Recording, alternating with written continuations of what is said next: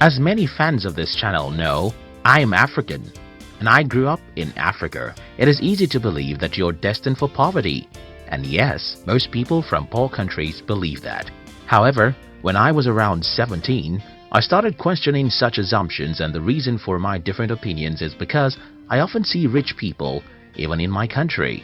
But there are some other explanations for the reasons why some people are rich in poor countries. It may be that these people do ugly or illegal stuff. Maybe their father is a politician who has stolen a lot of money.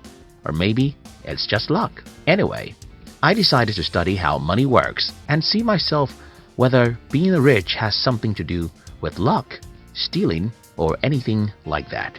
By age 20, I already knew the formula of wealth creation, and I was ready to follow such formula. In today's video, I'll be sharing with you how to be rich in a poor country. If you're new here, consider subscribing so that you won't miss other interesting videos like this. Riches has no home. In his book, The Science of Getting Rich, Wallace D. Wattles provoked us to think about something very important. He asked us to stop thinking about poverty as though it caused by certain geographical location, but because if poverty has something to do with a particular geographical location, then certain people in certain geographical locations will be poor, while everybody else will be rich. But that's not so. As we make this video today, millions of people are poor even in the richest countries of the world. For example, more than 70% of Americans live from paycheck to paycheck, according to some studies. And think about this, many people even in the poorest countries of the world are very wealthy. What does this tell us? I think it's very simple. Money doesn't have anything to do with where you live. But there's another problem here. If money doesn't have anything to do with where you live, then why do we have more poor people in certain continents than others? Why do we have more poverty in Africa and Asia than in Europe or America? I think I have an answer, and that has to do with conditioning. Like begets like. The story was told about a farmer who brought an eagle's egg from his farm. When the farmer got home, he added the 3 eagle eggs with his chicken's eggs, and his chicken hatched the eggs with hers. Many months after the little eagles have been hatched, they are there right with the chicks, eating everything the chicks were eating, walking around the way the chicks walk around and having the same aspirations like those of the chicks. These 3 eagles grew up and lived their entire life just like chickens. They never flew or dared to leave like an eagle. I'm sure that you will believe this story easily because it happened in the kingdom of the birds. Well, like those eagles, like always begets like, even amongst human beings. So, what happens in poor countries is that when you're 7 years old, you'll notice that everyone around you is poor. And not just that these people are poor, they always blame someone else for their poverty. At age 7, you may not understand these people, but by the time you're 17, you're already successfully initiated into their evil world. What then happens is that as a young adult, whether you listen to your father, your mother, your uncles or teachers, everyone is blaming someone else for their state of being poor. It doesn't matter how strong you are, the natural thing to do is to become like these people. By the time an average human is 21 in a poor country, he has started thinking that the reason why he is poor is that the government or devil makes him poor. From this point, you can see how easy it is for these people to be poor and also make their children poor. It's pretty simple.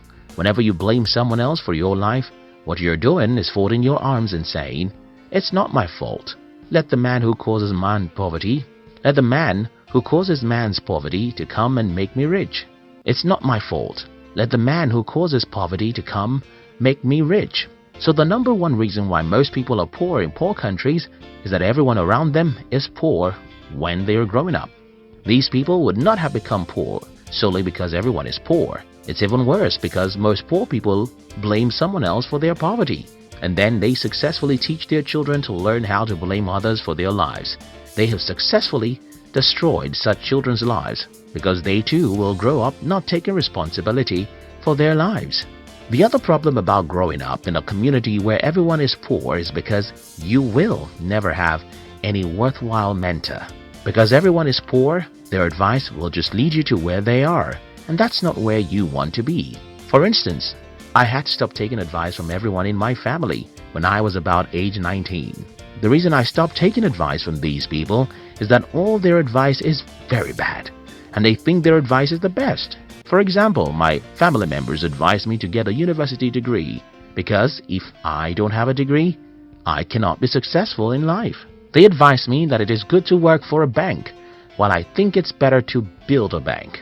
I mean, almost every advice my family members gave me about money, even till this day, is stupid. And what I did was to ignore them and instead choose successful people online and through books to be my models.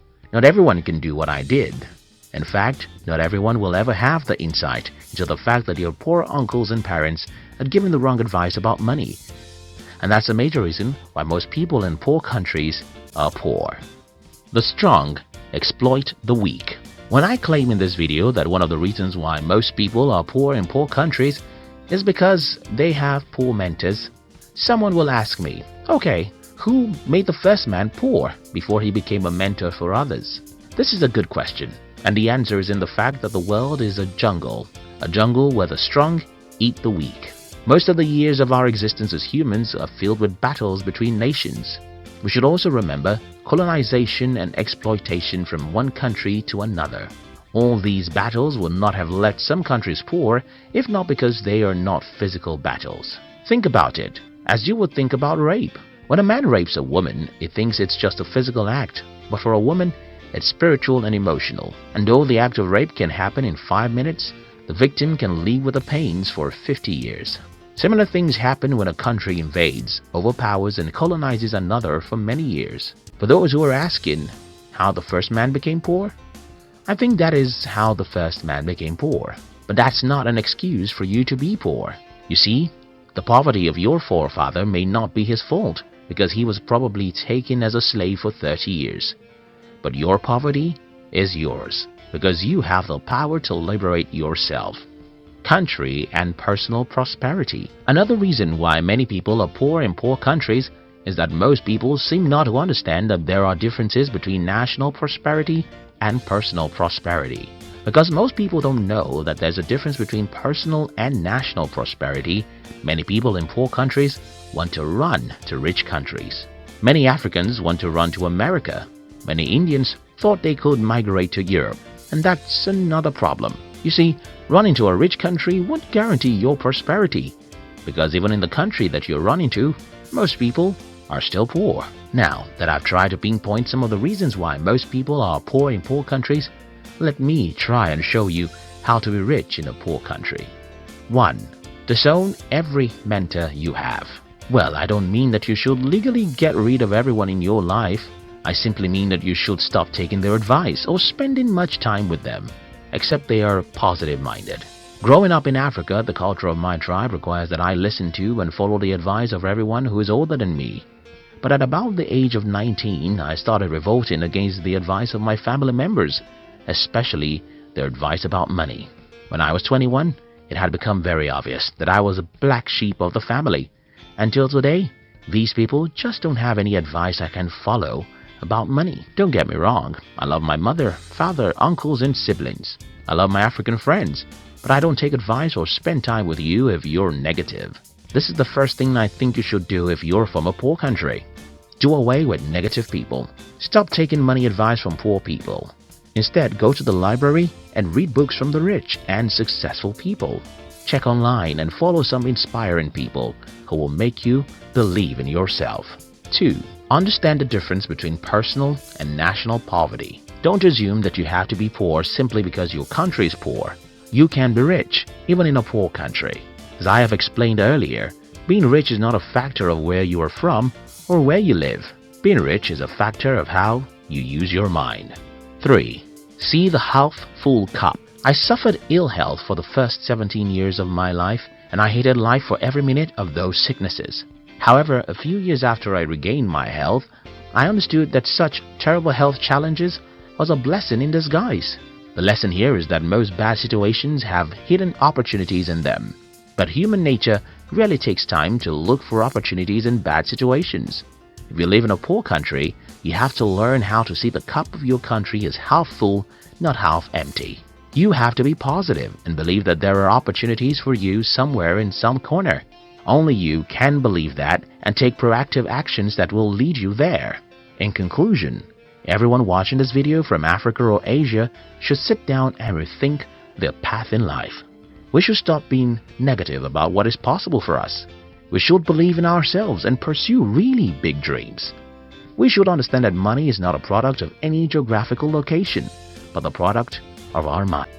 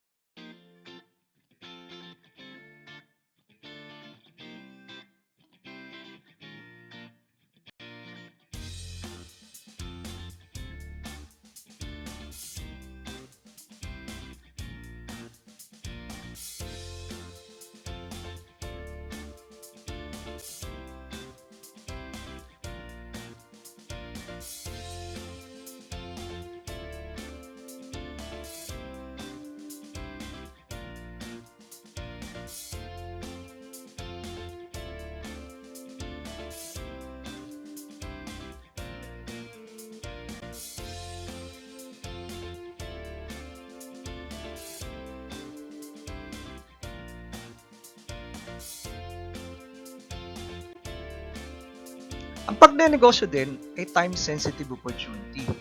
Kailangan maagap ka at mabilis, hindi lang masipag.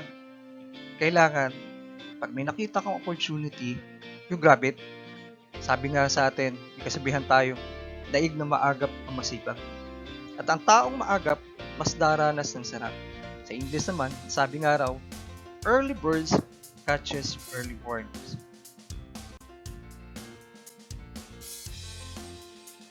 Handa ka na ba magnegosyo, kaibigan? Kung handa ka na, kontakin mo lang ako at i-guide kita. Harry, limited slots only ang ating online franchisee. Contact me how to start sa 0923-717-3779 o sa aking FB account na nasa ibaba lang yung link.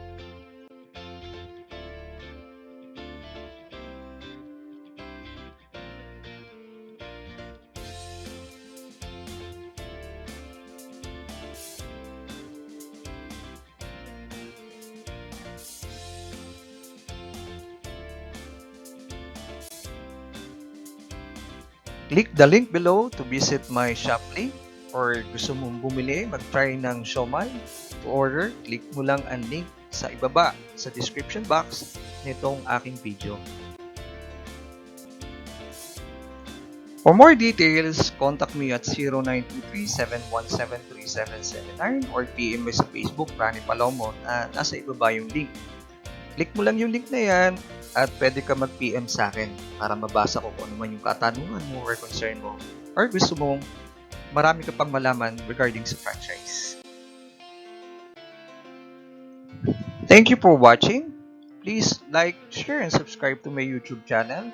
Maraming salamat sa panonood mo, kabayan, sa mga party ng mundo. Good morning, good evening. Maraming salamat. Be safe and God bless.